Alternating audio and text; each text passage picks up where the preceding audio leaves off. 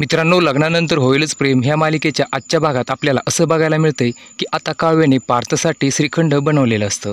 काव्याने पार्थला ते खाण्यासाठी दिल्यानंतर पार्थ त्यातील फक्त एक चमचा श्रीखंड खातो की लगेच इकडे काव्याला असं वाटू लागतं की चला, पार्थने मी बनवलेलं माझ्या हातचं श्रीखंड खाल्लं म्हणजे त्यांना आता माझ्याविषयी थोडंसं प्रेम वाढलेलं दिसत आहे। पण पार्थ मात्र लगेच काव्याचा हा गैरसमज दूर करत म्हणतो की आजच्या इतकं तर कडू श्रीखंड मी माझ्या आयुष्यात कधीच खाल्लं नसेल। काव्या, आता तुम्ही फक्त एक काम करा, मला डिवोर्स देण्याचा लवकरात लवकर निर्णय घ्या, कारण 7 दिवसातील एक दिवस आता संपून गेलाय। पार्थ काव्याला असे म्हणताच काव्याचा हसरा चेहरा एकदमच हिरमसून जातो।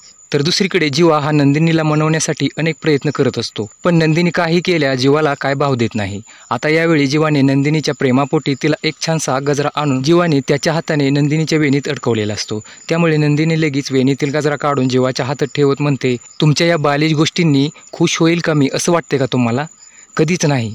आणि असे म्हणत नंदिनी जीवापुढे हात जोडून विनवणी करते की प्लीज जीवा, मला डिवोर्स देऊन लवकर मोकळं करा। आता तुमच्याकडे डिवोर्सचा निर्णय घेण्यासाठी फक्त 6 दिवसच उरलेले आहेत। तर मित्रांनो, लग्नानंतर होईलच प्रेम ह्या मालिकेतील पुढील नवीन ट्विस्ट जाणून घेण्यासाठी आपल्या यूट्यूब चॅनलला नक्की सबस्क्राईब करून ठेवा।